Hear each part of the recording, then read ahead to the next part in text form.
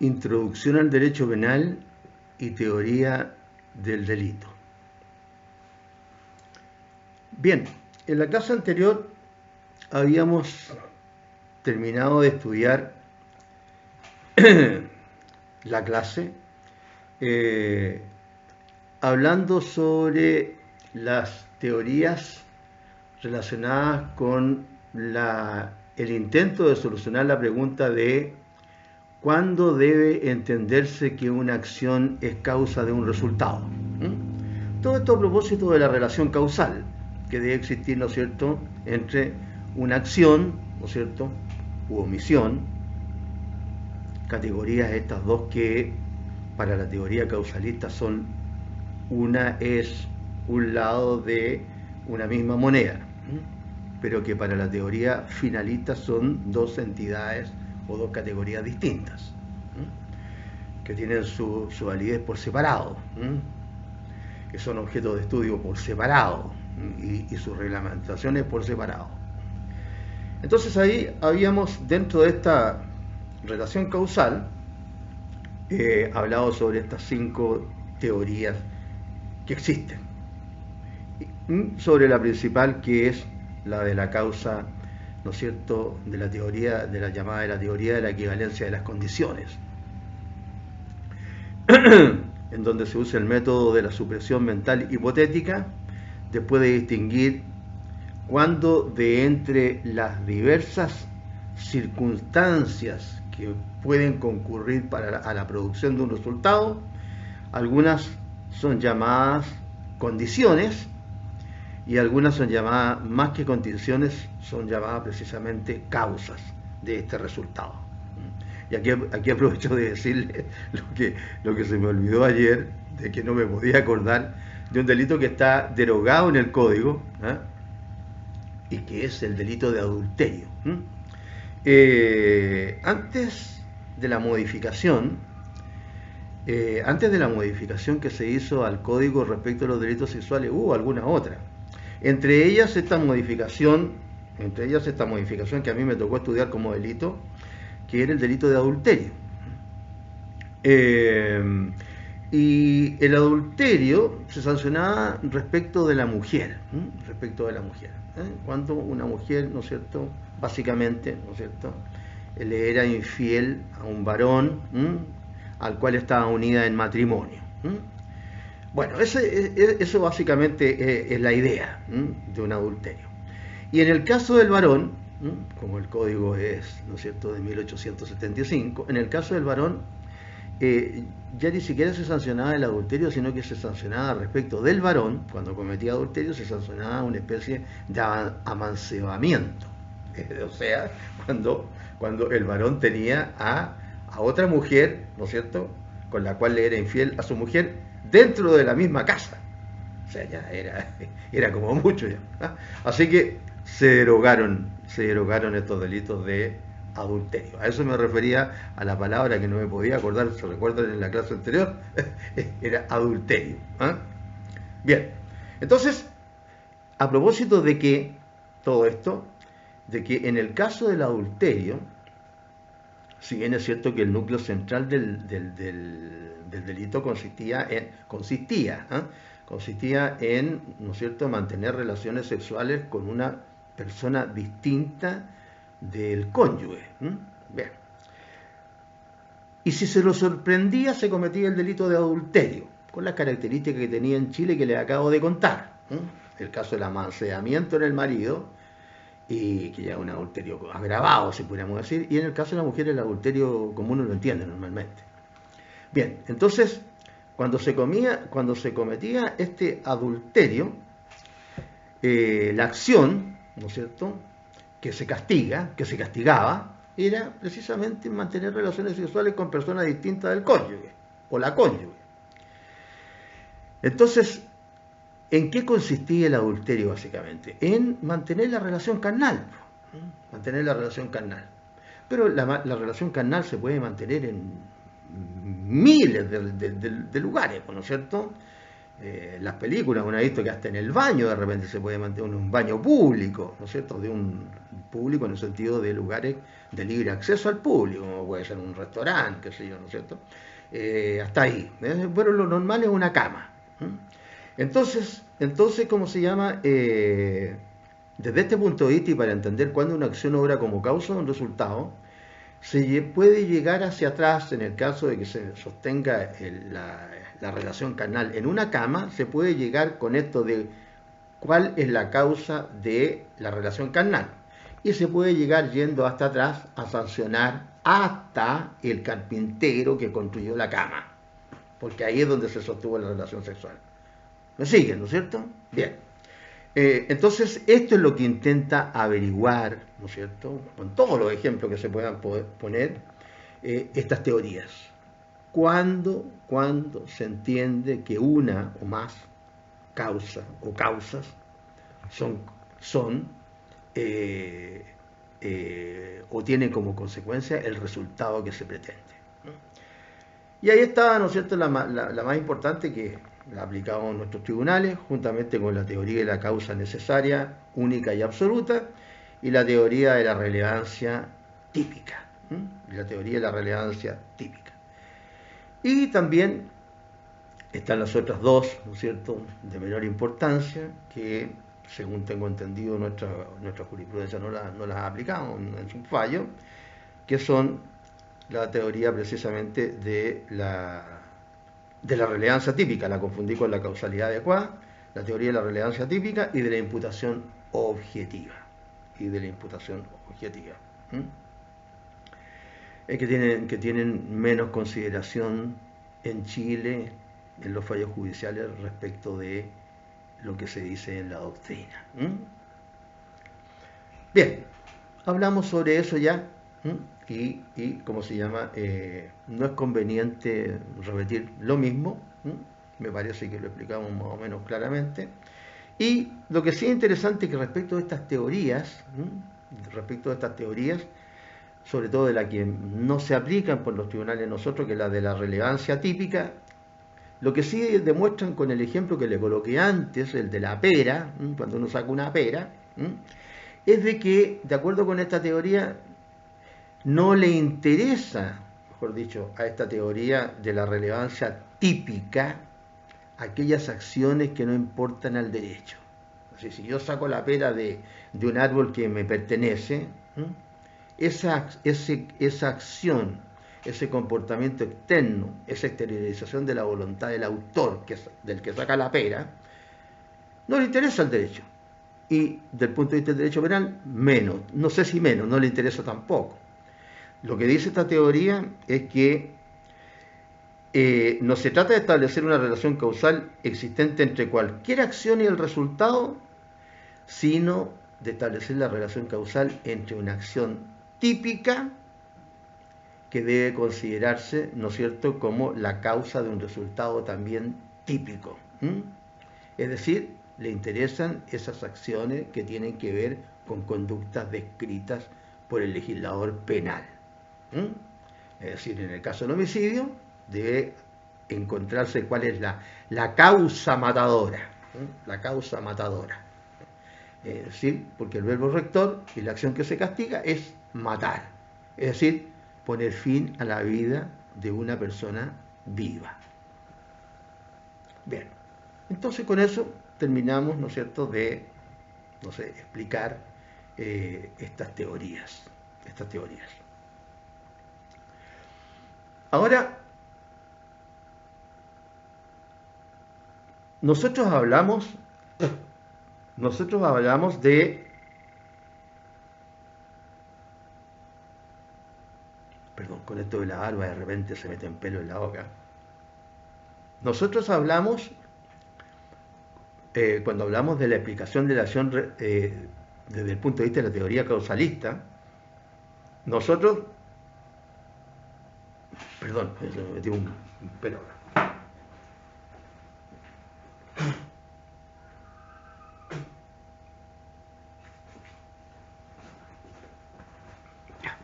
Disculpen.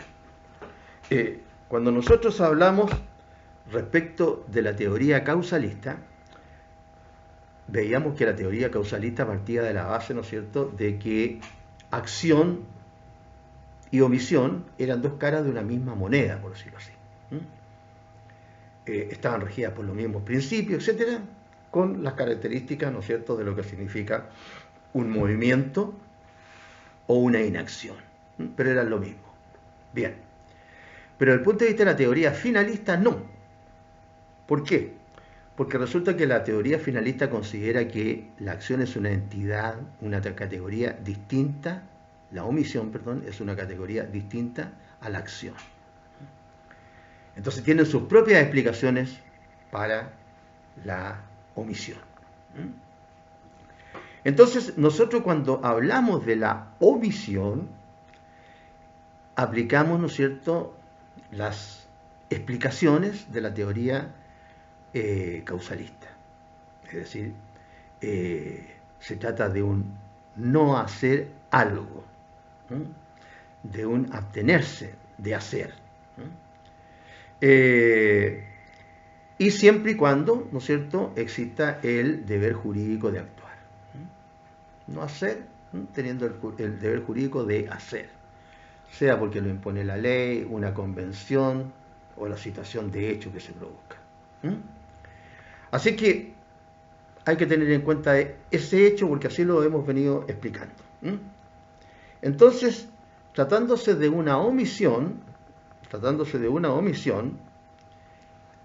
respecto de la relación de causalidad, es más fácil explicarlo desde el punto de vista de la teoría causalista.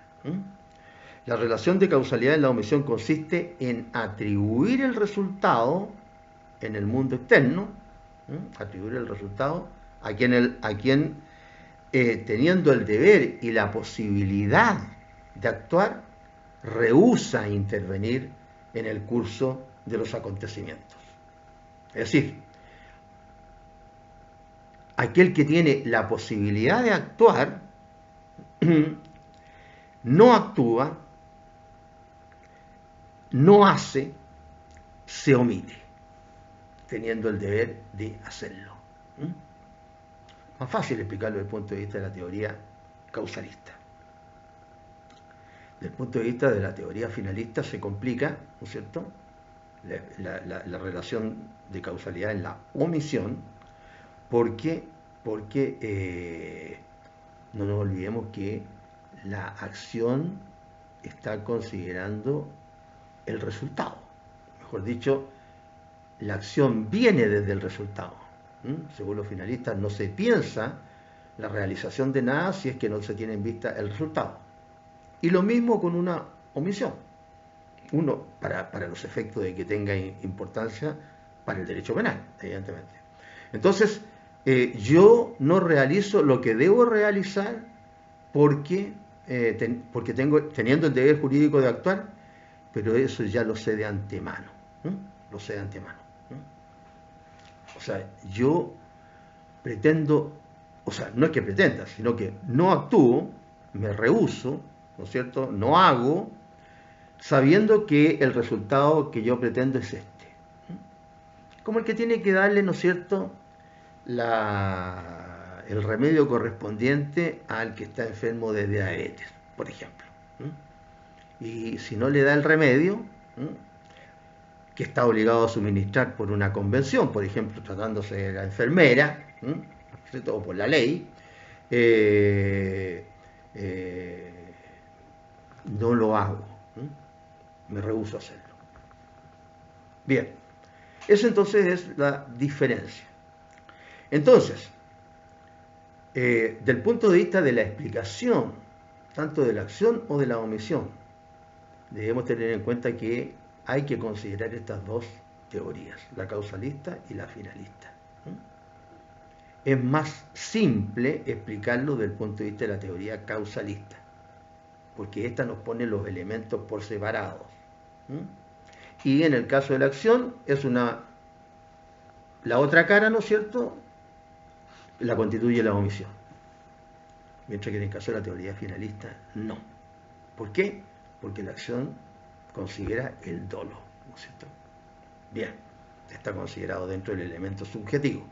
que es la diferencia, una de las diferencias importantes entre la teoría causalista y la teoría finalista. ¿Mm? Bien, vamos a ir repitiendo estas cosas para que de repente nos queden más claras, si es que quedan oscuras.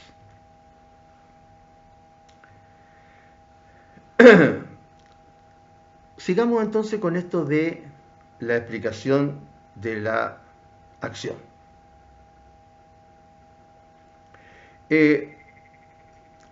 Y dentro de la acción, ¿no es cierto?, nos referimos después a la relación de causalidad, que es lo que estamos comentando respecto de las teorías. Nuestra legislación omitió referirse al problema de la causalidad. En un momento determinado lo hizo de alguna manera. Lo hizo. Y que en una de estas legislaciones se mantiene referirse a la causa que produce un resultado. Más allá de la teoría que uno pueda aplicar.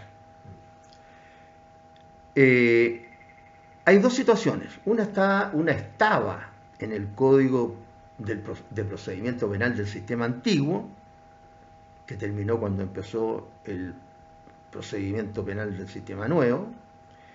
En el actual Código Procesal Penal no está la norma como estaba en el Código de Procedimiento Penal del sistema antiguo, como les voy a decir. Y también existe, y esa norma sí que se ha mantenido en la actual ley del tránsito. En la actual ley del tránsito. En la actual ley del tránsito. Me explico. En el Código de Procedimiento Penal del sistema antiguo, en relación con la autopsia, este Código de Procedimiento Penal del sistema antiguo, en relación con la comprobación del delito de homicidio, le ordenaba al médico legista precisar en su informe de autopsia si la muerte ha sido la consecuencia necesaria del acto de un tercero. Es decir, el Código de Procedimiento Penal del sistema antiguo obligaba al perito, en el caso de un homicidio, ¿a cuál perito? Al médico legista, al médico tanatólogo, que es el médico, ¿no es cierto?, que trata sobre la muerte, lo obligaba a jugársela, a decir cuál había sido la causa de la muerte. Lo cual no significa que no se podía, equivocar el perito. Si se equivocaba el perito, podía haber otra autopsia u otras. Desafortunadamente, la norma esta se trasladó al Código Procesal Penal del sistema nuevo, con una variación que ya no lo obliga al juez a señalar la causa de la muerte, hecho que ha provocado un montón de problemas. Porque, reitero, el perito, ¿no es cierto?, forense, médico, que hace la autopsia, en el proceso penal antiguo tenía que pronunciarse sobre la causa de la muerte. Es decir, aunque se equivocara, es decir, oiga, mire, la causa de la muerte fue asfixia. Fue asfixia. Y no estrangulamiento, por ejemplo. Ahora no está obligado a jugársela. En el Código Procesal Penal del sistema nuevo,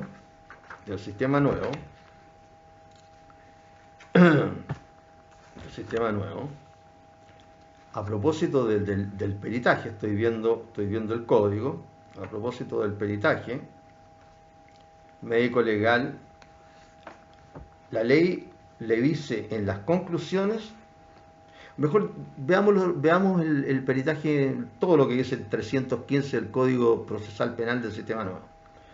Dice: sin perjuicio del deber del perito de concurrir a declarar ante el tribunal acerca de su informe, este debe entregarse por escrito y contener. Y aquí vienen los datos, ¿no es cierto?, que debe contener el peritaje forense, en el caso de una autopsia.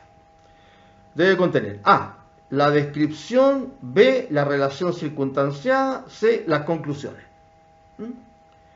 Bueno, la descripción consiste en la descripción de la persona o cosa que fuera objeto del peritaje, del estado de modo en que se hallare, ¿no es cierto? En que se hallare ¿quién? El occiso.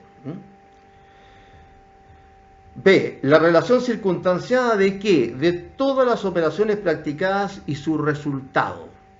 Y su resultado. C.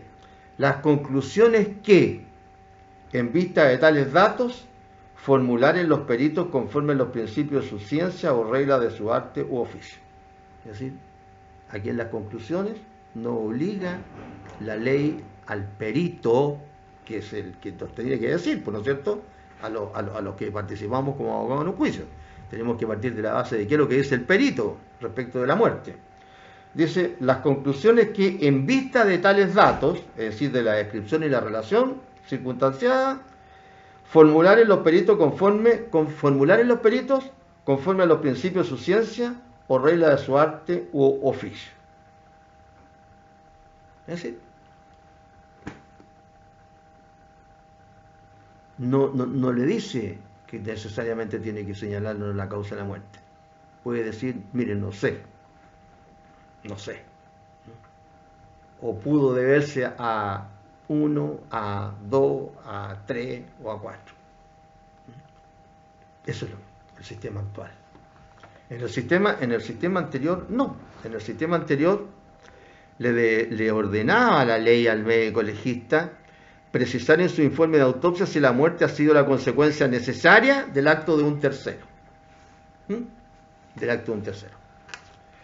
¿Qué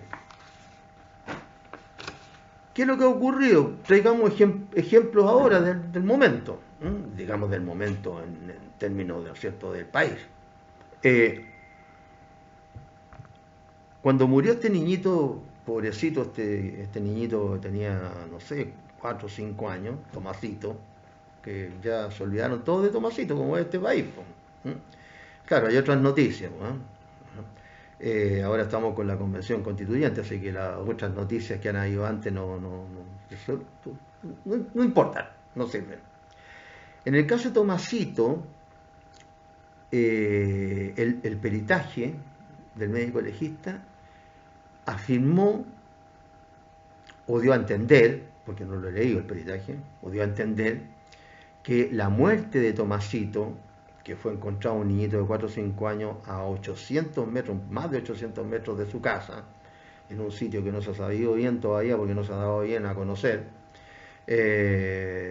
dando a entender de que el niñito había llegado hasta allá, ese niñito tan chico, que estaba al cuidado de su tío abuelo. Dio a entender de que la muerte de Tomasito había sido consecuencia del accionar de un tercero. Y en virtud de esta ¿cómo se llama?, afirmación, es que el fiscal formalizó por homicidio. Y no solo por homicidio calificado. Y se detuvo al tío abuelo que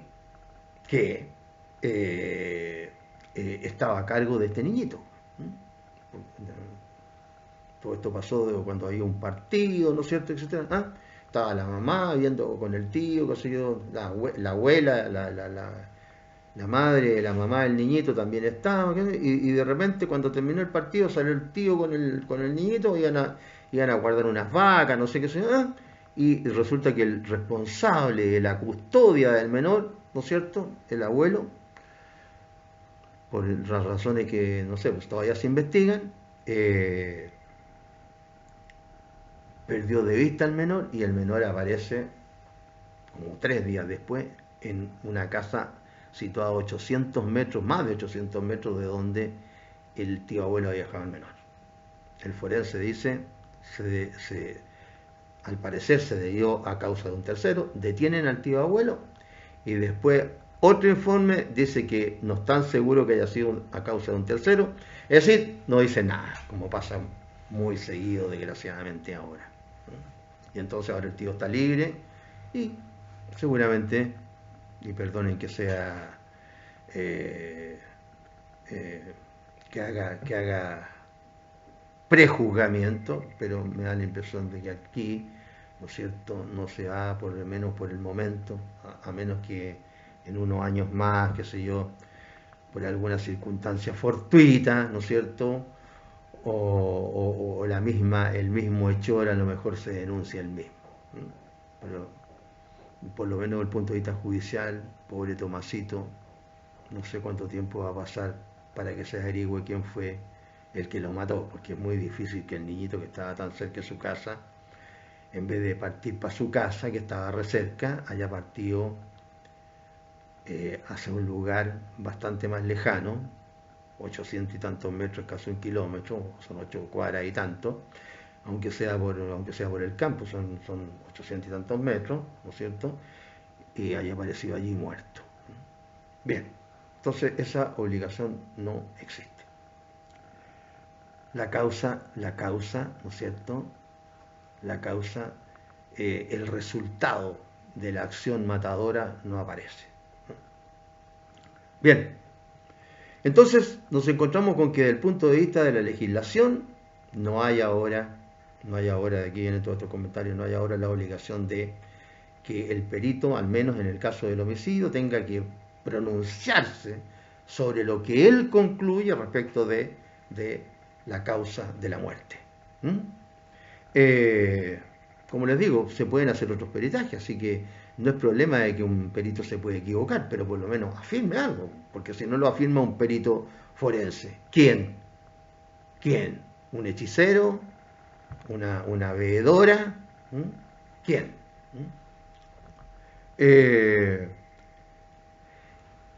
Y el otro antecedente de que se habla sobre la causa de un resultado de manera parecida a lo que estamos viendo para los delitos penales, se trata de las infracciones que pueden llegar a hacer a una persona responsable civilmente de las consecuencias de un accidente de tránsito. Porque en el antiguo reglamento del tránsito, y en la actual ley del tránsito, todavía persiste la norma que señala que para poder ejercer y por ende cobrar la indemnización civil proveniente de la infracción al tránsito, tiene que probarse que existe relación de causa a efecto entre la infracción al tránsito y el daño causado. ¿Sí? Tiene que probarse. Me explico. Si en un accidente de tránsito a una persona solamente se le causan daño, o se le causan daño y lesiones, o se le causan daño y la muerte, de acuerdo con esa legislación que está en la ley del tránsito, hay que probar que la infracción al tránsito que yo realicé, ¿no es cierto? Digamos que no respeté el disco pare, es la causa del accidente que le ocasionó los daños, ¿no es cierto?, al vehículo y a la persona, ¿no es cierto?, del otro vehículo, por poner un ejemplo. O que yo al no respetar el disco pare no choqué a otro, sino que atropellé a alguien que iba cruzando, etc. Es decir, la infracción que yo cometo al tránsito es la causa, ¿no es cierto?, de la indemnización que debo pagar. ¿Se explica, no es cierto? Bien. Entonces,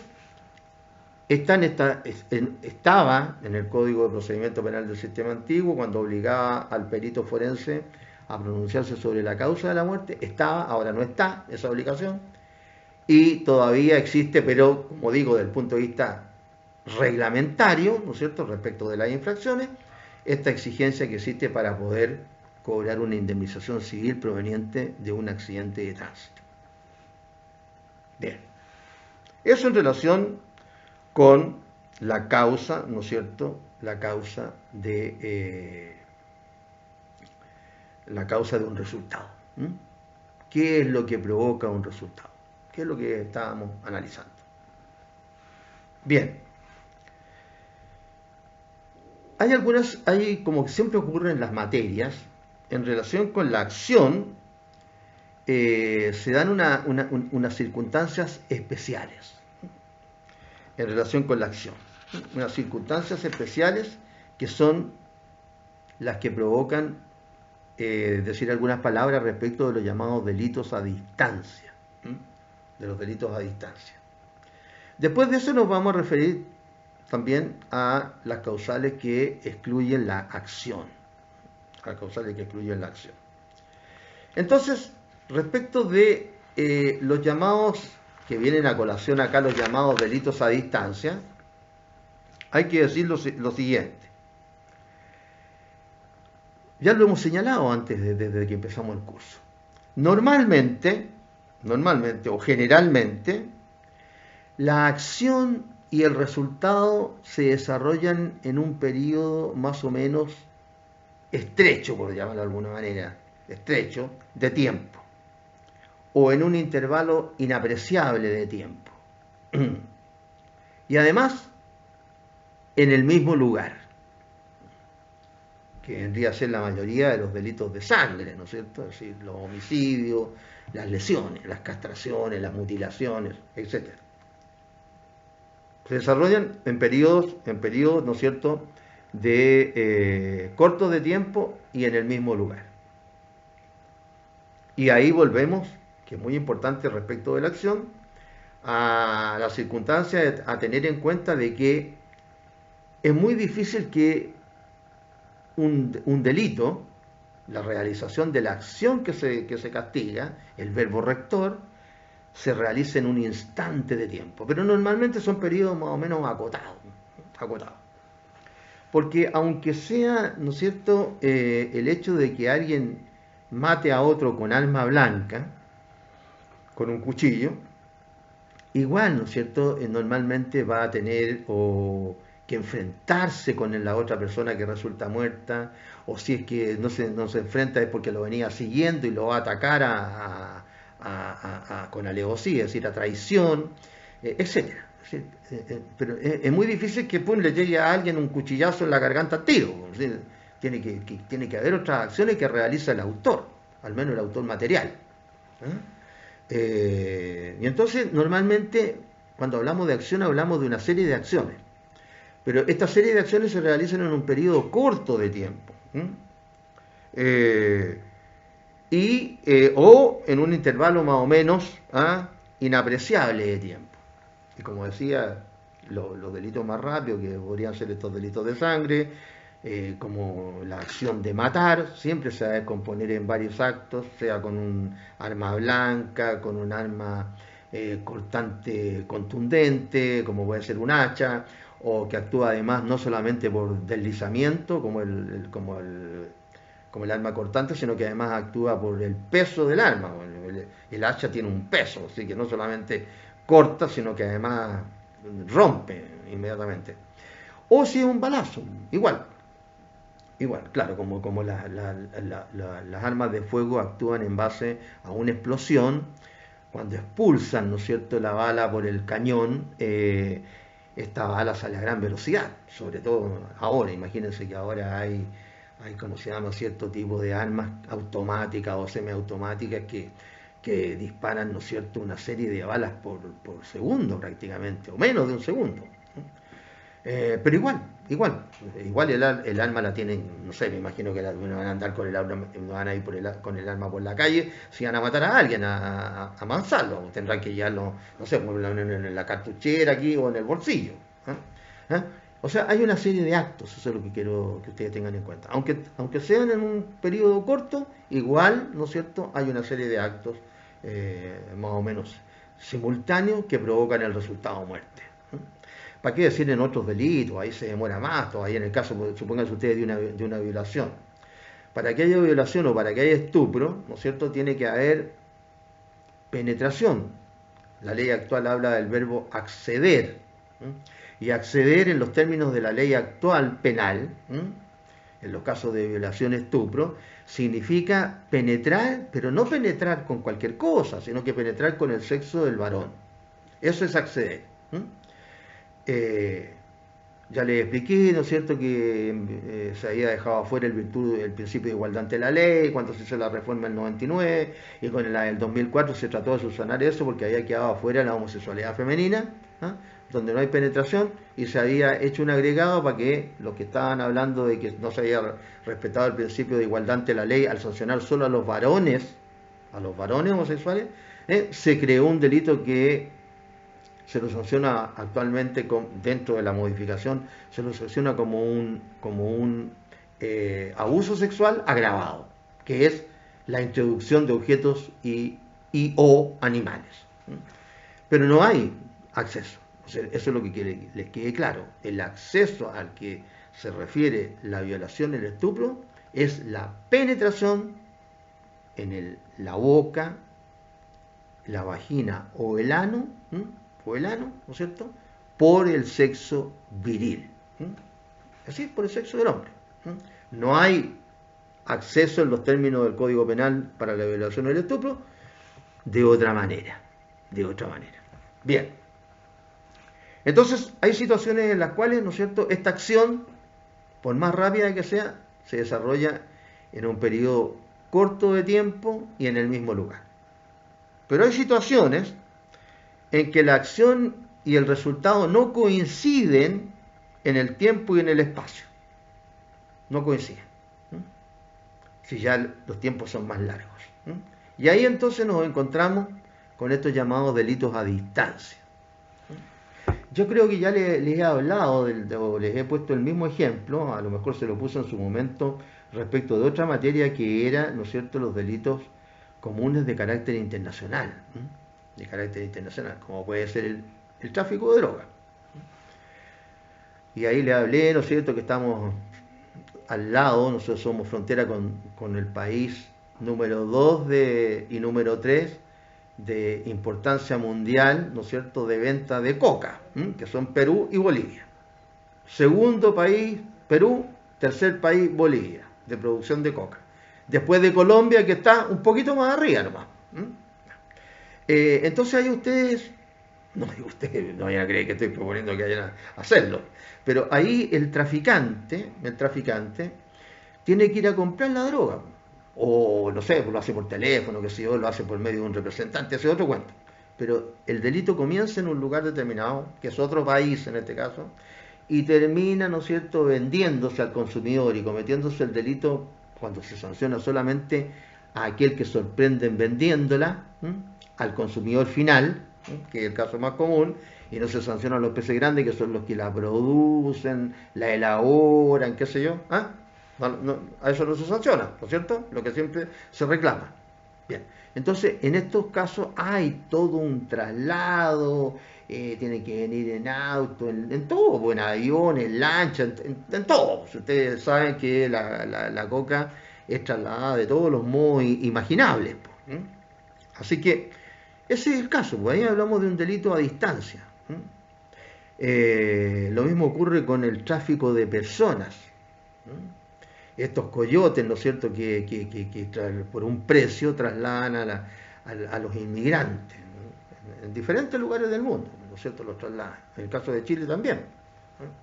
Me ha tocado, ahora no me ha tocado, pero en un tiempo, me acuerdo, cuando estaba el boom de los inmigrantes, me acuerdo que en alguna ocasión cuando me tocó ir a dejar a alguien al aeropuerto en la noche, vi gente caminando por el ¿cómo se llama?, la vía del ferrocarril Arica-Tacna, ahí caminando por el ferrocarril. Familia. Bueno, ese es otro cuento ya. Eso no me corresponde a mí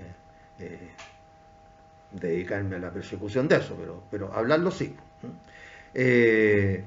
Entonces ahí estamos hablando de delitos a distancia. Lo mismo ocurre con el tráfico de blanca, que es la prostitución, ¿no es cierto? Chile se sanciona tanto la que llega como la que sale, o sea, etc. Entonces, tenemos ese tipo de delitos en donde no coincide la acción con el resultado, ni en el tiempo, y tampoco en el lugar. O a veces en uno, o no coincide en uno, en el tiempo, o a veces no coincide en otro, en el lugar. Bien, entonces hay un problemita. ¿Dónde se produce el resultado? Es decir, ¿dónde se consuman? ¿Dónde se consuman? Y aquí hay tres teorías. La teoría de la actividad, la teoría del resultado y la teoría ecléctica, como existe siempre, que en este caso se denomina la teoría de conjunto o de la ubicuidad, donde está ubicado, en este caso, el tribunal. Entonces, ¿dónde se consuman? De acuerdo con la teoría de la actividad. Para esta teoría debe considerarse, ¿no es cierto?, el tiempo y el lugar en que se produjo la actividad criminal. Para la teoría contraria, la teoría del resultado, el delito se consuma en el lugar y tiempo en que se logró el resultado, es decir, en que se consumó.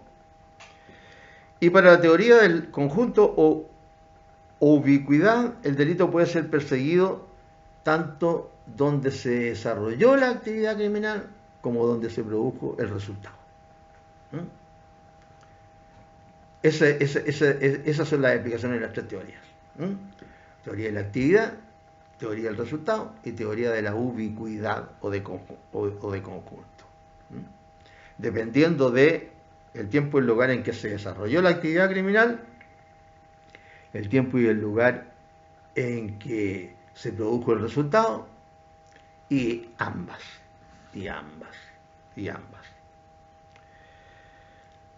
¿Qué es interesante considerar? Un artículo nuestro, el Código Orgánico de Tribunales, en el artículo 157, que dice: será competente para conocer de un delito el tribunal en cuyo territorio se hubiere cometido el hecho que da motivo al proceso. Donde se hubiere cometido el hecho que da motivo al proceso. Y el delito se considerará cometido en el lugar donde se da comienzo a su ejecución. Eso dice el Código Orgánico de Tribunales. Donde se da comienzo a su ejecución. Ahí se entiende cometido el delito. Entonces tenemos algunas normas para dirimir la cuestión respecto de la legislación nuestra. Y debemos también considerar el caso particular del artículo 425 del Código Penal relativo a las calumnias o injurias publicadas por medio de periódicos extranjeros, en que podrán ser acusados los que desde nuestro territorio hubieran enviado los artículos o dado orden para su inserción o contribuido a introducirlos o expenderlos en Chile con ánimo manifiesto de propagar la calumnia o la injuria.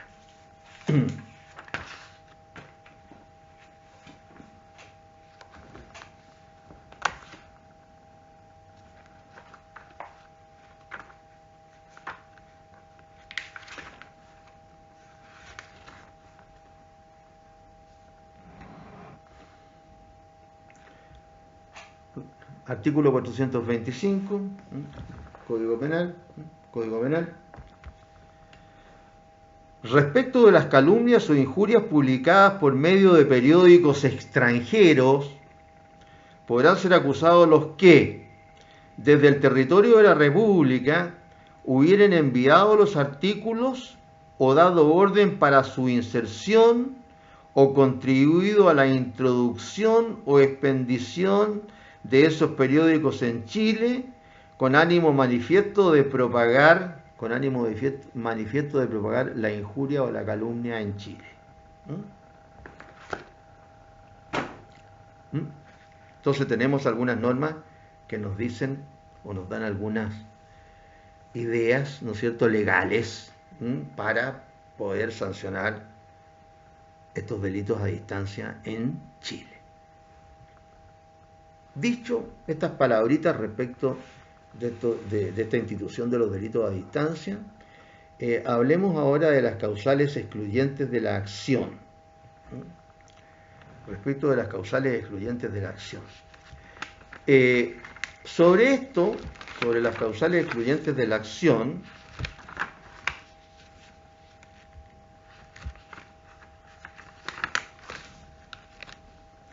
me gustaría volver para atrás para la clase anterior. ¿En qué sentido? En el sentido que hay una serie de causales que excluyen la acción. En su momento yo les hablé de causales que están de acuerdo en la dogmática, que no constituyen acción. Hay otros que no están tan de acuerdo y que se llaman los casos dudosos, en donde no hay acción. Y según algunos, ya más particularmente hablando, siempre de la dogmática, no constituyen acción otros casos específicos. Es decir, hay varias categorías de que no existiría acción desde el punto de vista penal.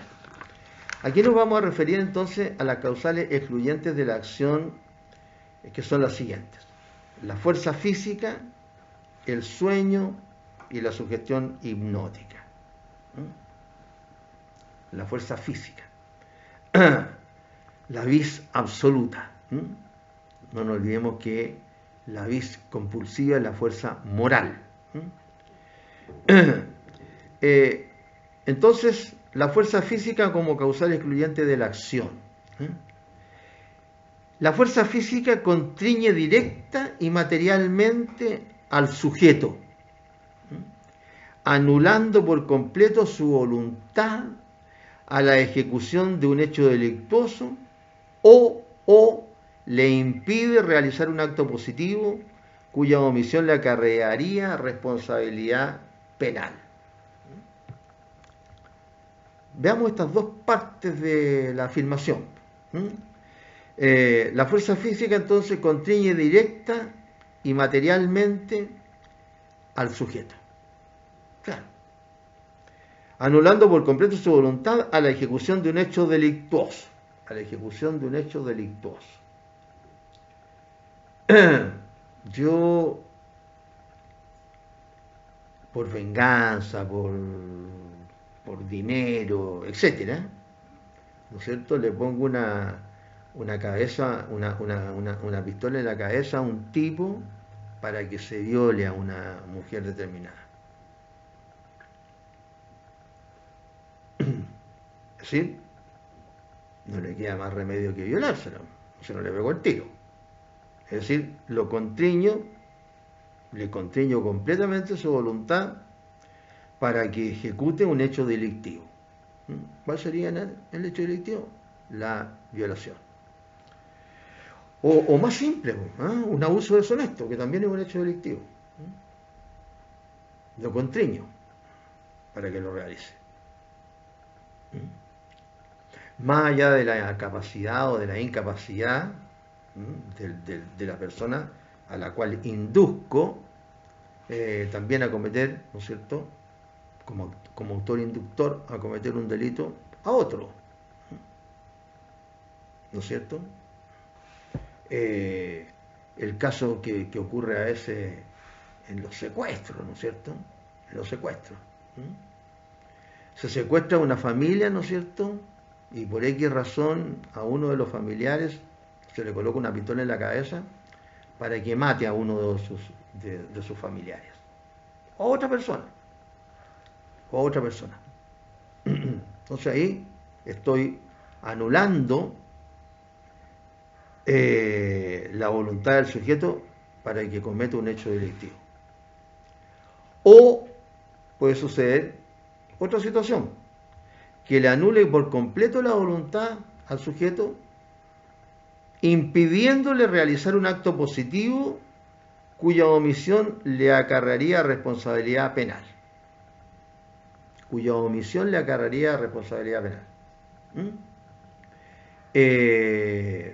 Yo, ¿no es cierto?, le pongo la pistola en la cabeza a un tipo para que no le dé el remedio que le evitaría la muerte a un paciente X,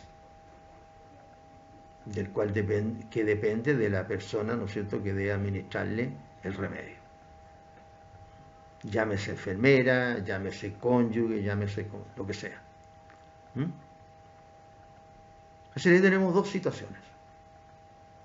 Para que esta fuerza física excluya esta responsabilidad, es necesario que el que la sufre no pueda sobreponerse a ella.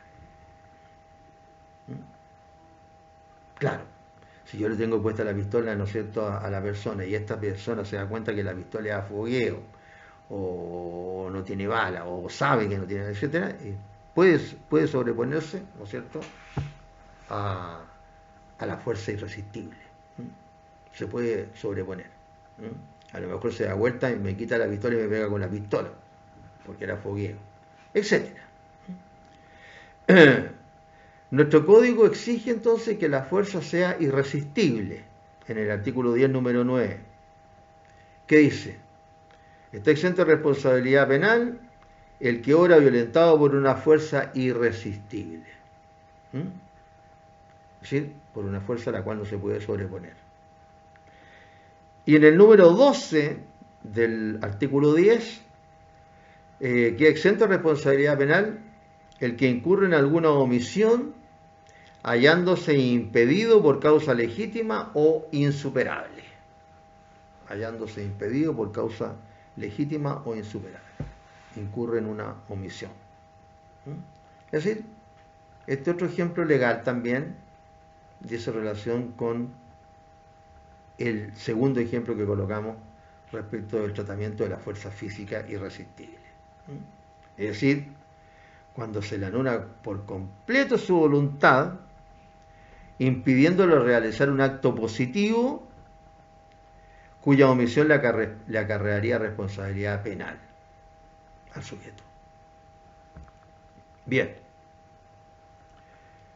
Segunda situación de causal excluyente de la acción, el sueño. El sueño. Acá debemos distinguir entre el sueño normal y el sueño anormal, llamado sonambulismo.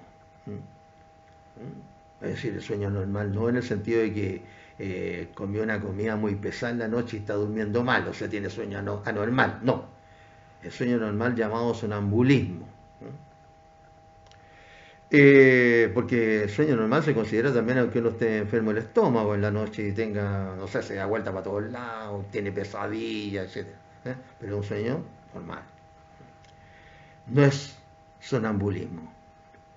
Entonces, en relación con el sueño normal, el sueño normal es un estado de inconsciencia que no acarrea responsabilidad penal, excepto que las consecuencias dañosas se imputen a culpa del sujeto o que el hecho de dormir se constituya un delito. El sueño normal es un estado de inconsciencia, si pudiéramos decir, es un estado de inconsciencia mental, en el sentido de que cuando uno está durmiendo no realiza las funciones del estado de vigilia, que es cuando uno está despierto. Eso es evidente, porque hablemos en castellano y en términos simples, no nos vamos a meter en, ¿cómo se llama?, en discusiones respecto de todo lo que significa el sueño, etcétera, porque hay muchas cuestiones que incluso ni los científicos que se dedican a eso lo pueden ¿cómo se llama?, explicar muy bien. De hecho, hay cuestiones que no tienen explicación. Lo vamos a ver cuando hablemos nosotros ahora del sueño hipnótico, ¿no? Ahí vamos a hablar mejor de esto.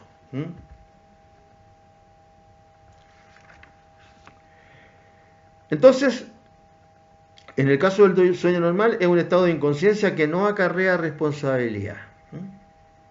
Por ejemplo, si alguien está durmiendo en una litera, ¿no es cierto?, y se cae sobre un menor que está durmiendo por circunstancias, no sé, pues fueron de vacaciones, había mucha gente durmiendo y tuvo que quedar alguien durmiendo en el suelo. Y a lo mejor a un niñito le pusieron unas tapas o se puso esto que venden ahora, ¿cómo se llama?, el saco de dormir o qué sé yo, y se cayó arriba la persona, durmiendo, y lo mató al niño, porque es más pesado el adulto, le cayó al niño. Ustedes me van a decir que no, pero es que pongan a dormir al niño arriba de la litera y el adulto que duerme en el suelo. Sí, correcto, pero es que hay que hacer el ejemplo. Es más difícil que si se cae el niño arriba del adulto lo mate, a que si se cae el adulto arriba del niño lo mate, ¿no es cierto? Es para el ejemplo. Lo que quiero decir es que, ¿no es cierto?, una persona está durmiendo y por un movimiento, ¿no es cierto?, X, de un lugar también supuesto, le provoca la muerte durmiendo a una persona inocente. A una persona inocente. Bien. Entonces ahí no hay delito. No hay delito. No se trata de una voluntad. No hay conciencia. No hay voluntad. Los dos elementos, ¿no es cierto?, de una figura dolosa. A lo mejor se lo podría sancionar culposamente por haber cometido un delito culposo. Pero estas situaciones en que el sueño, ¿no es cierto?, o mejor dicho, en estado de sueño se le puede causar la muerte a otro, no acarrean responsabilidad penal, excepto que las consecuencias dañosas se imputen a culpa del sujeto, como le acabo de decir, o que el hecho de dormir se constituya un delito. Y tenemos ejemplos para los dos casos.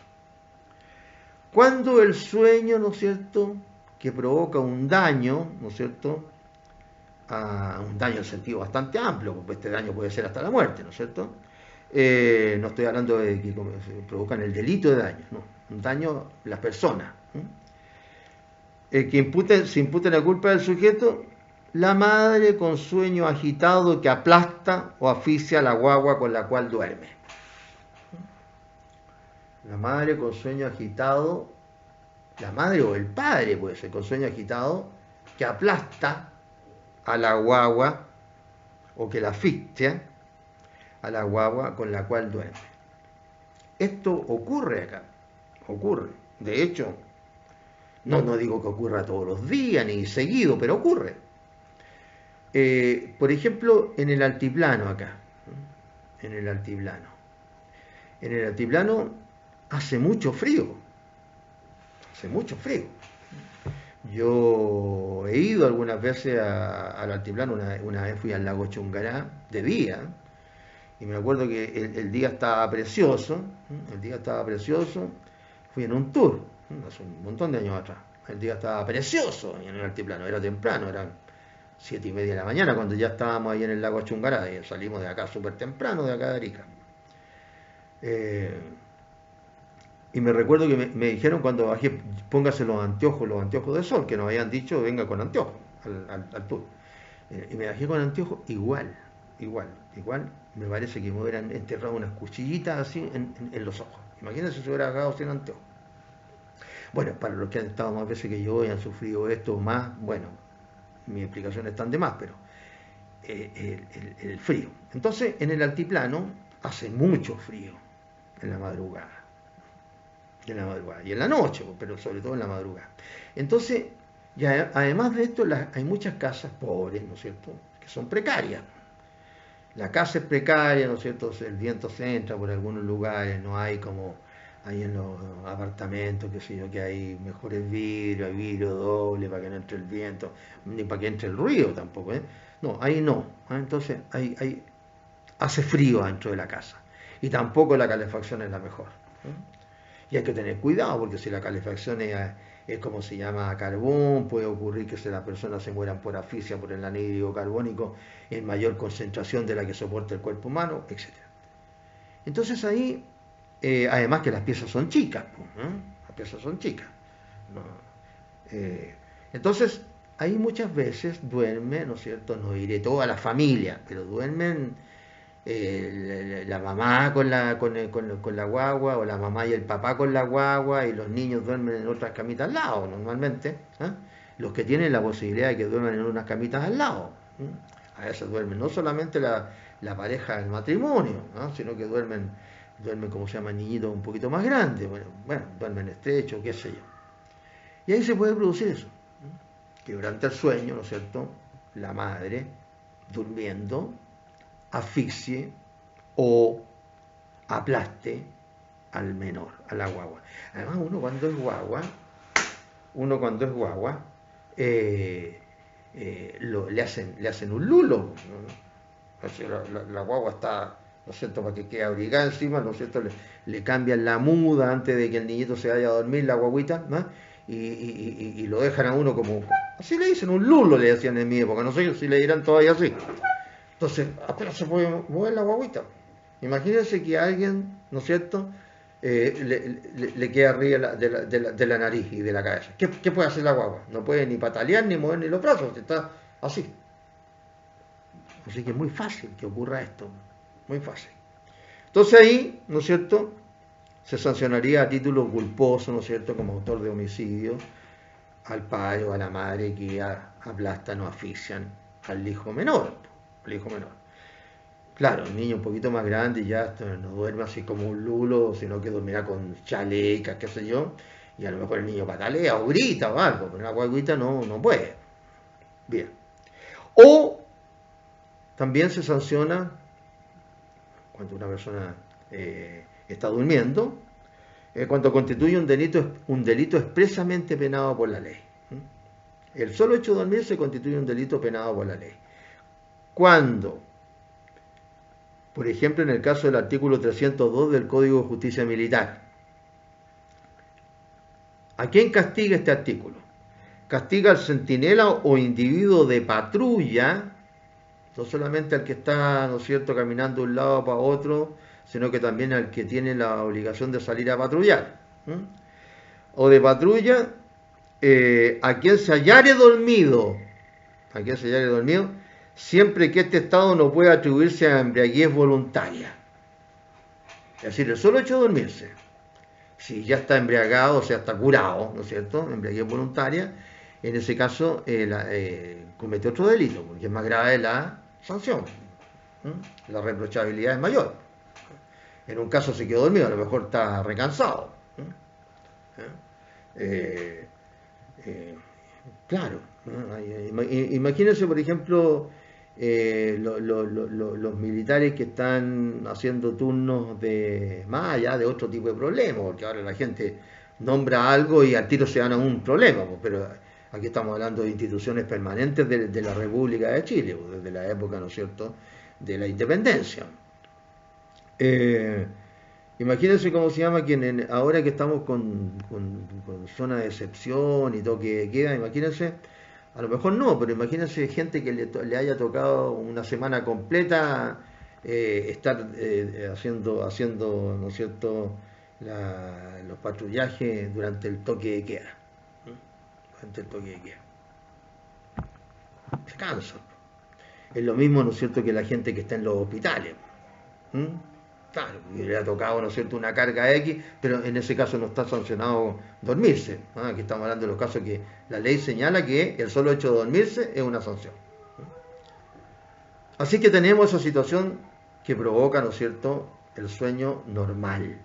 El sueño normal. Que incluso en casos de sueño normal que causan un daño a otra persona, ¿no es cierto?, daño en sentido amplio, por eso hago así comillas, pueden sancionarse. En el caso de la madre que ahoga o aplasta al hijo menor, a la guaguita, o en el caso del militar que se duerme.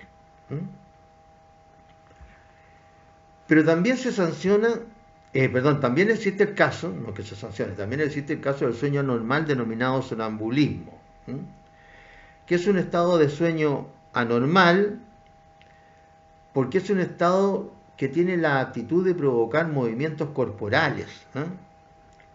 Es decir, realiza actos de la vida de relación, es decir, actos que uno realiza durante el periodo de conciencia vigil, o sea, la conciencia que tiene uno cuando está despierto, como por ejemplo yo ahora que estoy haciendo la clase. Claro, si estoy durmiendo no puedo hacer la clase, pero sí puedo, según los que padecen, ¿no es cierto?, de sonambulismo, pueden caminar, dicen. Cuando yo era chico me hablaba siempre que los sonámbulos, para que despertaran, le colocaban unos lavatorios, ¿cómo se llama? Un par de lavatorios en el suelo, porque llenos con agua para que pisara el lavatorio y al mojarse el pie entonces iba a despertar. Bueno, eso es lo que había en esa época. Yo no lo vi nunca, pero decían eso.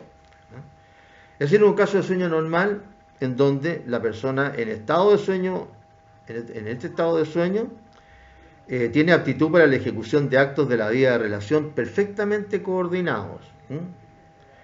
Y además, al despertar, se pierde el recuerdo de lo que pasó, de lo que hizo. Se hacía el sonámbulo, antes al sonámbulo lo dibujaban así, con las dos manos adelante y caminaba con los ojos cerrados, totalmente dormido. Pero después el sonámbulo, la característica de esto es que no se acuerda de nada. No se acuerda, oye, caminaste por entre medio de estos lavatorios, ¿cómo se llama? Que estaban con él. Ah, no tengo idea, sí, creo que le ponían te ponen todas las noches los lavatorios y no los pisáis nunca. No tengo idea. Ahora, no me pregunten si ese estado de sonambulismo se puede comprobar 100%, ¿no? Eso ya es otro cuento, pero de que existe esto en el sentido que la gente está hablando de este sonambulismo desde hace muchos años ya, muchos años, es que existe. Estado de sueño normal con aptitud para la ejecución de actos de la vida de relación, es decir, durante el periodo de conciencia vigil que se llama. Perfectamente coordinado y con pérdida al despertar del recuerdo de lo ocurrido. Y acá nos encontramos con una situación que está también amparada en el Código Penal para ser irresponsable penalmente a este sonámbulo. ¿No es cierto? En el artículo 10, número 1, parte final, acápite final. El artículo 10 dice, el artículo 10 está exento de responsabilidad criminal. Número 1, el que por cualquier causa independiente de su voluntad se haya privado totalmente de razón. Esta es la segunda parte, porque la primera parte, ¿no es cierto?, coloca exento de responsabilidad penal al loco demente, a no ser que haya obrado en un intervalo lúcido. Y aquí viene el acápite final, que por cualquier causa independiente de su voluntad, se haya privado totalmente de razón, que sería el caso del sueño, ¿no? Un sueño sonambúlico. Y después está el caso de la sugestión hipnótica. El caso de la sugestión hipnótica. El hipnotismo se dice, ¿no?, utilizando la frase, que es un sonambulismo provocado. En estado sonambúlico, el hipnotizado se somete a la voluntad del hipnotizador y ejecuta las órdenes de éste. ¿De quién? Del que hipnotiza, que es el hipnotizador. Entonces, el hipnotizador es responsable como autor mediato y el hipnotizado estaría exento de responsabilidad criminal, estaría exento de responsabilidad penal, porque no ejecuta acción y carece de voluntad. La primera explicación legal de por qué estaría el hipnotizado exento de responsabilidad penal.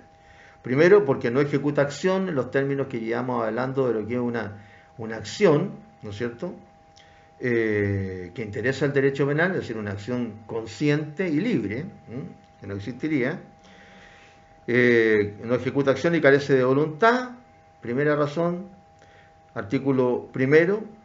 Segunda razón, porque se haya privado totalmente de razón, artículo 10, número 1, que es lo que acabamos de hablar, por causa independiente de su voluntad. Y tercera razón, porque obraría violentado por una fuerza irresistible, artículo 10, número 9. Aquí también habría, ¿no es cierto?, conjeturas, porque se dice que una persona para que sea hipnotizado tiene que estar de acuerdo, entonces no estaría violentado por una fuerza irresistible, porque existen muchas explicaciones diversas sobre la hipnosis, ¿no? Y sobre todo para el caso que son la mayoría de los casos en que la persona se somete voluntariamente a la hipnosis. A propósito de la hipnosis,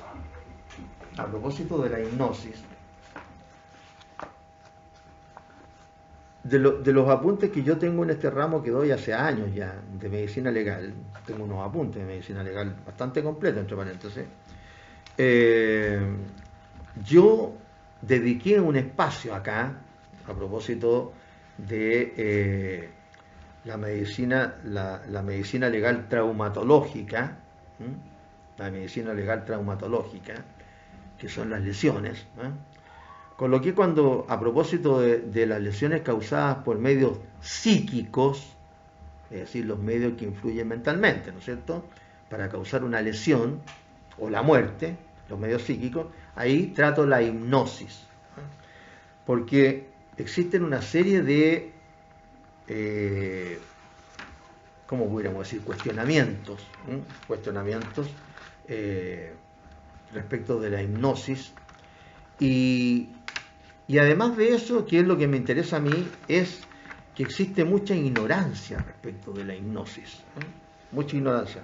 Así que lo más importante es que yo lo que pretendo con estas explicaciones respecto de la hipnosis, que están, como digo, en estos apuntes de medicina legal, de nuevo, medicina legal, es como ampliar un poquito los conocimientos, nomás para que ustedes tengan una mejor idea de lo que es la hipnosis. Así que, para demorarme poco, se trata de un poquito más de dos páginas. Lo voy a leer esto, lo voy a leer. No puedo pedirle que me permitan leerlo, lo voy a leer porque es corto y porque hace mucha luz respecto de la hipnosis. Esto, como digo, se trata a propósito de las lesiones que se causan por medios psíquicos. Las lesiones se pueden causar por un montón de medios, hay medios mecánicos, medios psíquicos, medios físicos, etc., ¿cierto? Entonces acá estamos en las lesiones causadas por medios psíquicos. Leo mis apuntes. Para que pueda configurarse este tipo de lesiones deberemos previamente distinguir los elementos del delito de lesión, a saber, un sujeto activo o hechor, sin importar edad o sexo, un sujeto pasivo o víctima, tercero, que se cause un daño en el cuerpo humano, cuarto, que existe intención de lesionar, y quinto, los medios empleados, llamados medios psíquicos en este caso, que comprenden los medios psíquicos para causar una lesión, que comprenden de las ideas, emociones, sentimientos, el miedo, el terror, hábitos y actividades no conscientes, como por ejemplo el hipnotismo. Entonces son medios psíquicos para causar lesiones. Por ejemplo, las emociones. Se llama a una señora que se sabe que es viuda, ¿no es cierto?, y se la llama en la madrugada y se le dice a esta señora, así sin ningún aviso de nada, dice: señora, lo estamos llamando acá de tal calle, con tal calle, ¿no es cierto?, se produjo un accidente y ahí estaba su hijo, que resultó muerto en la calle, en este momento lo estoy mirando y está su hijo muerto. Ya se habían averiguado ante los delincuentes que querían causarle la muerte a esta señora, ¿no es cierto?, que ella tenía solamente ese hijo, porque era viuda, etc., y se le provoca un paro cardíaco a la señora y se muere. Hay un medio psíquico para causar la muerte. A propósito de esto, de los medios psíquicos, ¿no es cierto?, en este caso que le hablo, el ejemplo es una emoción, también puede ser el miedo, no sé, que también es otra emoción, el terror, se puede causar la muerte. Entonces, a propósito de esto, señalo que creemos imprescindible señalar algunos conceptos respecto de la hipnosis. La hipnosis se trata de un estado mental o un grupo de actitudes, con C, actitudes generales a través de una disciplina llamada hipnotismo. Usualmente se compone de una serie de instrucciones y sugestiones preliminares, las que pueden ser generadas por un hipnotizador o pueden ser autoinducidas, o sea, yo me puedo hipnotizar yo mismo. La hipnosis tiene aplicaciones en los campos de la salud, como en la medicina y la psicología, conociéndose su uso como hipnoterapia. O sea, la hipnosis es una fase, ¿no es cierto?, de esta técnica que se llama hipnoterapia. La hipnosis por sí sola, es decir, en otras palabras, solamente hipnotizar a alguien no es la hipnoterapia, que es el género, ¿no es cierto?, y la hipnosis es una parte de la hipnoterapia. Que algunos supuestos indicadores hipnóticos y cambios subjetivos puedan conseguirse sin relajación o mediante larga inducción son hechos motivo de controversia, pues algunos científicos insisten en su realidad y valor acerca de estos indicadores hipnóticos, otros le niegan valor a estos indicadores hipnóticos que puedan conseguirse sin relajación o larga inducción, provocando gran variedad de teorías divididas entre dos campos. Uno es el campo de el estado y otros el no estado. Discusión que puede crecer con las modernas técnicas de imagen cerebral. Los defensores de la idea del no estado creen que la hipnosis es un estado de conciencia alterado, mientras que los defensores del estado creen que los efectos hipnóticos son producto de procesos psicológicos más mundanos, como la absorción y la expectación suficientes para explicar el fenómeno hipnótico.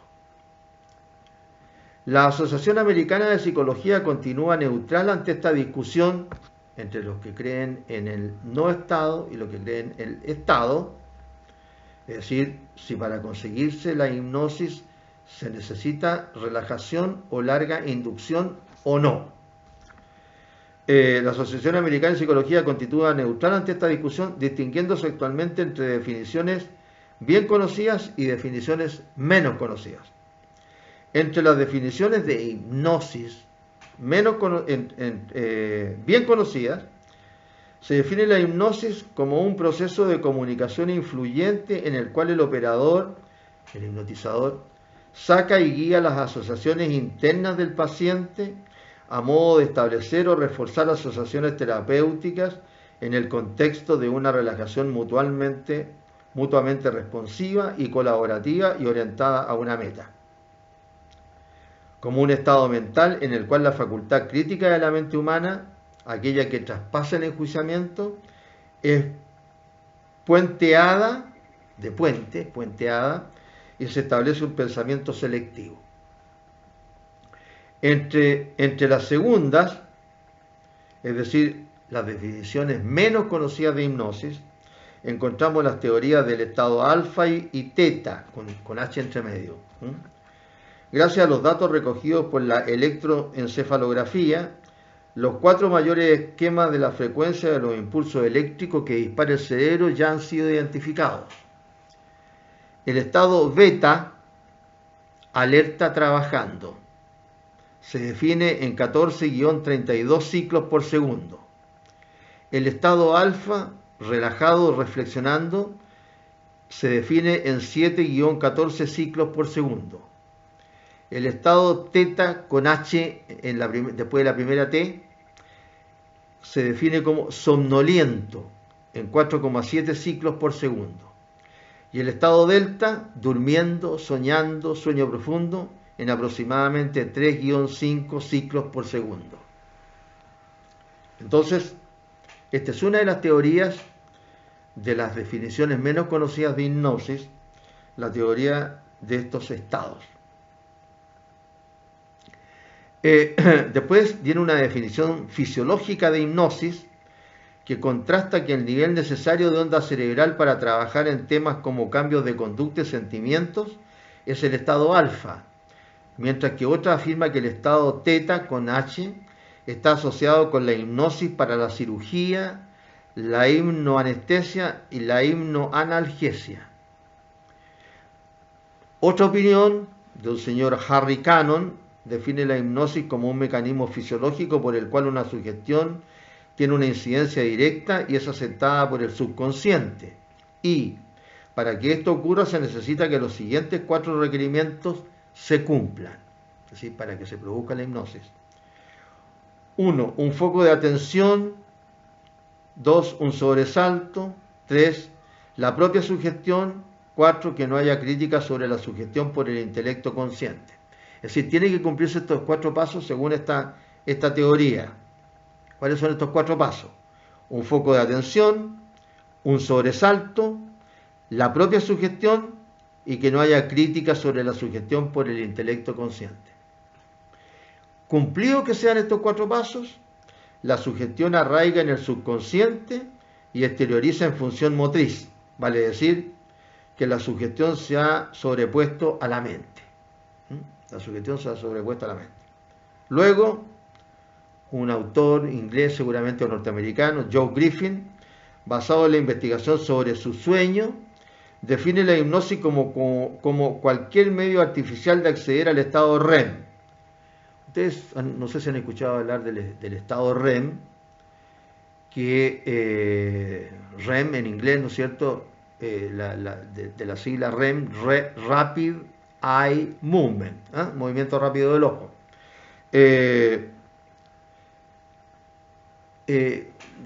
Si alguien está durmiendo y está soñando, le abren aquí el ojo y el ojo se le está moviendo súper rápido. Eso quiere decir que está soñando. Afirmando este autor que todos los fenómenos hipnóticos son propiedades del estado REM, todos los fenómenos hipnóticos, que él identifica como el estado de programación natural del cerebro. Es decir, según este señor Joe Griffin, ¿no? El estado natural del cerebro es el estado REM, ¿sí? Cuando se reprograma solo el cerebro sin que nosotros pensemos nada. Y aquí viene una cuestión interesante, que es la que yo les quiero mencionar también. La hipnosis en sí no es una terapia, pero es efectivamente usada como adjunto a estas terapias. Resulta eficaz como apoyo a otros tratamientos usados, por ejemplo, para perder peso, dejar de fumar, abandonar fobias, mientras que la hipnoterapia, entendida como tratamientos hipnóticos en una sesión para solucionar problemas, puede no funcionar. O sea, no crean ustedes que a ustedes lo van a hipnotizar si es que se lo hace como una técnica, ¿no es cierto? Y le hipnotizan y se le acabaron los problemas para lo que usted quiera, o sea, dejar de fumar, por ejemplo. No es así, no es así. Es como parte, incluso para dejar de fumar, imagínense que se puede usar la hipnosis, pero como parte de otros procedimientos que tienen que ver solo con dejar de fumar, por ejemplo. Lo que significa que no es tan fácil hipnotizar, porque ustedes han visto que en la televisión todo eso es un show, están como se llama, llega un tipo, ¿no es cierto?, le da color, habla algunas tonteras que son, y hace ¡pim! Y están todos en la platea hipnotizados. Incluso algunos se tiran al suelo. Claro, pero se tiran al suelo, se pegan en la mano, en el traste, qué sé yo, y claro, a eso después le darán su premio, su pago, ¿no es cierto? Claro, no, esto es otra cosa, esto es serio, esto es parte de la ciencia. En consecuencia, la hipnoterapia es menos preferible que el uso de técnicas relacionadas con la hipnosis como parte de un paquete integrado psicológico. Igualmente debe destacarse la profunda vinculación de la hipnosis con el efecto placebo, aquel efecto positivo y beneficioso producido por un placebo. ¿Qué es lo que es un placebo? Un elemento que por sí mismo no tiene un efecto curativo, y en la problemática que se está tratando por el mero hecho de su aplicación, es decir, la sustancia de tratamiento no posee cualidades que produzcan una mejoría en la sintomatología, pero el hecho de que se está recibiendo un tratamiento provoca la creencia de que se va a mejorar, cosa que por sí misma provoca la mejoría. ¿Cuántas veces nos habla del efecto placebo, ¿no es cierto? Por ejemplo, a ver, yo me duele la cabeza y alguien me dice, oye, mira, acá tengo un paracetamol, tómatelo. Ya, me lo tomo el paracetamol y se me pasa un poco el dolor de cabeza, se me pasa completamente. Y a lo mejor, ¿no es cierto?, después descubrimos que el paracetamol ese estaba vencido o no producía efecto, etc. Pero yo, con mi mente, ¿no es cierto?, pensé que me estaba haciendo bien y de hecho hasta se me cura. En muchas oportunidades ocurre esto. La consideración de placebo no se circunscribe únicamente a sustancias, sino que también puede aparecer bajo tratamientos psicológicos, cirugías u otras intervenciones, observado en las investigaciones con fármacos, puesto que se logran cambios en la patología o en los síntomas investigados, sin que la droga o tratamiento investigado haya sido el agente de cambio. O sea que realmente a uno también le hacen un tratamiento y a lo mejor el tratamiento no sirve, pero uno cree que sirve y a lo se siente a lo mejor aliviado. Y por último, la hipnosis clínica en sí está basada en una modalidad vincular de relación bipersonal o multipersonal. Se considera una forma de comunicación en la que el terapeuta, el hipnotizador, se comunica con el mundo de su paciente a través de vivencias que provoca en el paciente por medio de la palabra, tomando como punto de partida el comunicar sensaciones de seguridad, de cuidado, consideración y respeto. A través de esta relación de comunicación permite que el paciente atenúe sus mecanismos de defensa de vigilia y se permita alcanzar un estado de intensa serenidad tanto física como mental, logrando un profundo estado hipnótico al volcarse sobre sí mismo. Vista así la hipnosis clínica, evoca la comunicación de un ser protegido y de un protector, desprovista de elementos mágicos o de presunta posesión de poderes por parte del hipnoterapeuta, pues del mismo modo en que una persona alcanza un estado de trance mediante la labor de un hábil psicólogo o hipnólogo, también puede alcanzar ese mismo y profundo estado con el empleo de un reproductor de sonido. Entonces uno mismo podría ser de inductor. Es decir, el hipnotizador entre comillas, lo que hace por medio de la palabra es tomar como punto de partida, comunicar sensaciones de seguridad, sensación de cuidado, sensación de consideración y sensación de respeto. Entonces, a través de esas sensaciones que le va comunicando el hipnotizador, la persona va entrando en un estado de relajación mental, no física solamente, mental, que hace que pueda adquirir esta condición cerebral para que se pueda llegar a su inconsciente.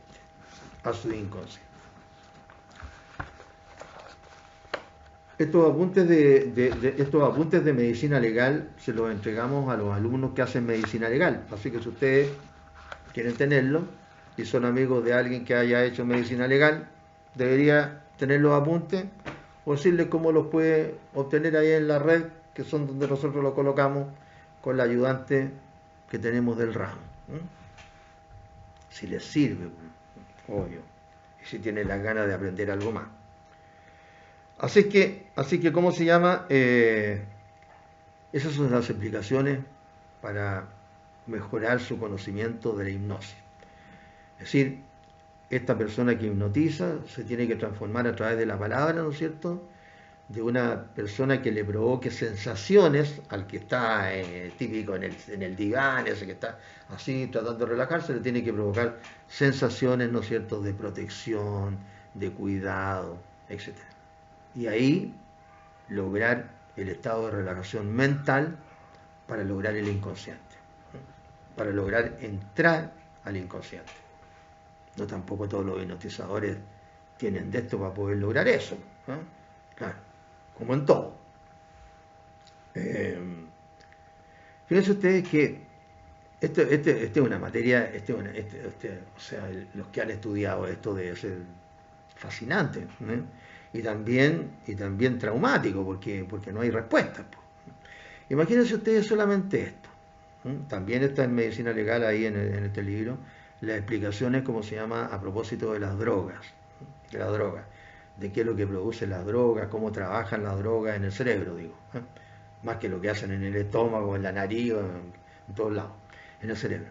Imagínense ustedes que el cerebro, ¿no es cierto?, que está aquí adentro, si abren la tapa de los sesos, esto ya creo que lo he dicho, ustedes, ¿no es cierto?, van a ver el cerebro, lo pueden tocar el cerebro, lo pueden oler el cerebro,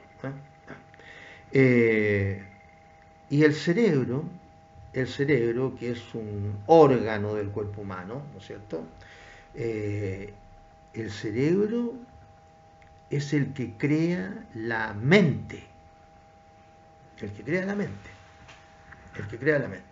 es decir, el trabajo de las neuronas que realizan las neuronas de la neurona que se llaman las células cerebrales se llaman neuronas, ¿no es cierto? Este trabajo lo realizan en circuitos y se dice que las ideas se logran no en las neuronas mismas, sino que en los espacios que existen entre las neuronas. Bien, imagínense ustedes que estas neuronas en su trabajo nos crean la mente. El cerebro está aquí adentro, pero la mente no está en ninguna parte. Pero existe la mente. Otros le llaman el alma, otros le dicen la conciencia, etc. Porque el cerebro, ¿no es cierto?, que es el que trabaja acá, nos crea elementos que no están en el cerebro, como puede ser si yo decido ser buena o mala persona. Si yo decido hacer el bien o el mal. Si yo, por ejemplo, decido estudiar o copiar para una prueba. Eso lo decide la mente. La mente. Es decir, la exteriorización de la moral, si es que la moral estuviera en algún lugar, el hecho de hacer en el mundo de las relaciones de los seres humanos, de hacer el bien, ¿no es cierto? Yo, por ejemplo, veo que hay un mendigo que está con una camisita, ¿no es cierto?, se está muriendo de frío, y yo me saco la chaqueta y una cosa es que piense hacer el bien y otra que lo haga. Entonces, eso lo hace un valor que podría llamarse, no sé, bondad, generosidad, lo que sea, aunque el ejemplo no será muy bueno, lo que sea. Es una exteriorización, ¿no es cierto?, de esa voluntad que está en la mente, que a su vez creó el cerebro. ¿Te das cuenta? Pero existe. Y no se encuentra en ninguna parte que en el cerebro. Entonces, a la final, ¿qué es lo que resulta? Que nuestro comportamiento es producto de lo que manda la mente, que ha sido creada por el cerebro. Es decir, lo que este órgano que es tangible, ¿no es cierto?, que está aquí adentro, crea, que es la mente, es la que después manda al cerebro. ¿Qué es lo que voy a hacer yo? Todo eso, ¿no es cierto?, es lo que dice la mente. ¿Cuál va a ser mi comportamiento? Bien. Como ustedes pueden ver, este ramo da para temas muy interesantes. Que yo no sea muy interesante, no importa, pero el ramo sí. Bien, jóvenes, nos vemos en la clase que viene.